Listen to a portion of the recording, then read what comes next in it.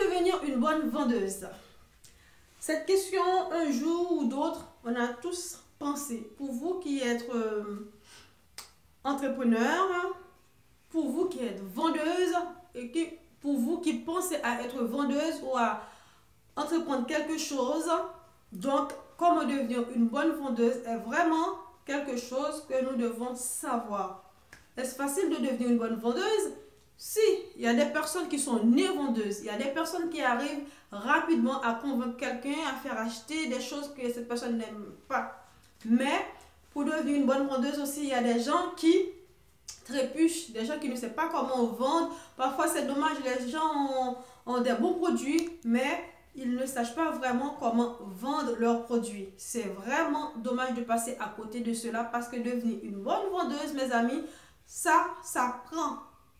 Premièrement, pour devenir une bonne vendeuse, on doit travailler, avoir de l'engagement, de la persévérance, parce que convaincre quelqu'un à acheter une chose n'est pas facile et surtout ça dépend de la personne que vous allez trouver en face de vous. Une bonne vendeuse nécessite du travail, de l'engagement, de la persévérance, de la patience et aussi beaucoup de courage. Si vous êtes passionné de ce que vous faites, vous voulez le vendre, vous devez être en mesure de passer par là. Voilà, patience, persévérance, courage, détermination, ce sont les qualités d'une bonne vendeuse. Et aussi, il est essentiel de connaître les produits. Vous ne pouvez pas vendre une chose que vous n'utilisez pas. Vendre une chose que vous ne connaissez pas. Ça, par exemple, vous vendez crème pour la peau, du lait corporel, vous vendez des parfums et tout. Il faut déjà sentir l'odeur, savoir de quoi cela est fait avant d'aller proposer ça à quelqu'un. Donc, vous devez savoir, connaître, capable de décrire le produit ou les produits en question. Parce que si vous n'arrivez pas à... Parce que quand vous allez vendre quelque chose, les amis, on va vous demander pourquoi cette chose, et ça, c'est fabriqué avec quoi. Donc, vous devez être en mesure de répondre à cette question. Donc, il faut savoir, connaître, comprendre les fonctions du produit. Vous devez aussi chercher à établir une relation de confiance. Donc, il faut chercher par rapport à la personne en question, par rapport à la cliente, par rapport à la façon dont vous allez aborder cette personne. Qu'est-ce que cette personne aime vraiment? Quand quelqu'un rentre dans votre magasin, par exemple, pour acheter un vêtement, vous allez voir cette personne. Oh, madame, qu'est-ce que vous cherchez? Vous posez des questions. Quel type de vêtements que vous cherchez? Pour quelle occasion? Afin de pouvoir répondre le mieux possible à la demande de cette personne. N'est-ce pas vrai? Donc, une fois que cette personne elle est satisfaite, vous êtes en mesure de lui proposer autre chose, par exemple. Ah oui, la robe, elle va très bien avec vous. Mais cependant, il faut l'accompagner avec ça comme accessoire. Il faut acheter ce sac-là qui va avec, tu vois. Donc, c'est à partir de là, vous connaissez la personne, vous posez beaucoup de questions par rapport avec la personne et vous êtes en mesure de mieux proposer des choses à la personne. Aussi, il faut être proactive.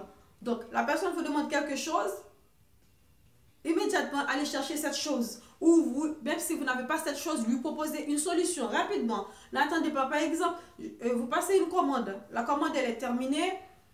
Et la personne, par exemple, la personne passe une commande. Vous n'avez pas le produit dans votre magasin. Proposez-lui autre chose qui fait à peu près les mêmes actions. Ou proposez-lui un magasin à côté, quelqu'un qui sait, qui fait la chose. Donc, ne laisse pas la personne sans une réponse. Donc, il faut vraiment être proactif si vous voulez être une bonne vendeuse. Parce que cette personne va dire elle-même, même si il n'avait pas ce produit, mais il m'a conseillé d'aller quelque part. Il m'a conseillé un autre produit qui fait les mêmes choses. Donc, une personne qui cherche à acheter quelque chose a besoin d'une solution. Donc, toi en tant que vendeuse ou vous en tant que vendeuse, vous devez être en mesure de trouver la solution pour cette personne. C'est votre boulot. Ok? Après, il faut être persuasif. Par exemple, comme les vendeurs de terrain. Ça veut tout dire. Lorsqu'ils vous collent quelque chose, le terrain est à vendre. Il faut l'acheter. Et il y a d'autres choses, il y a d'autres gens qui ont besoin de ce terrain-là. Il y a d'autres choses, et d'autres gens qui ont besoin de ça, qui me donnent beaucoup plus d'argent pour ce terrain-là, qui me donnent beaucoup plus d'argent pour cette maison-là. Mais comme on est amis, comme je vous connais, comme c'est quelqu'un qui m'a proposé d'aller vers vous, donc j'aimerais que c'est vous qui achetez cette chose. Et moi, c'est vous qui achetez ce terrain ou cette maison. Donc, les gens, ils vous collent à la peau. Il vous suit comme un toutou, comme un chien fidèle. Donc, il faut être persuasif lorsque vous vendez. Vous devez vendre cette chose, présenter la personne. C'est comme si cette chose-là est faite pour la personne.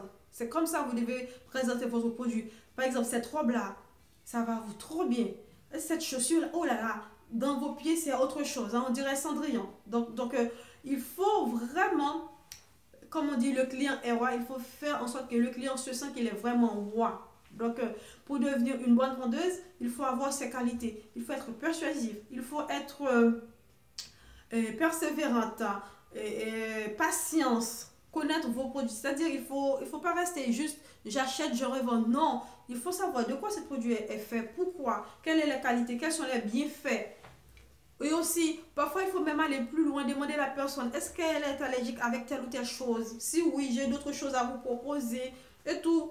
Ou aussi, par exemple, à l'occasion des fêtes de Noël ou de la Saint-Valentin, proposer des diminutions de prix, proposer voilà, des achats regroupés, proposer des soirées par exemple pour les vendeuses à domicile, proposer des soirées avec un petit apéro et en même temps vous présenter les produits. Il faut mettre de l'ambiance par rapport aux produits que vous vendez et puis mettre à l'aise les gens.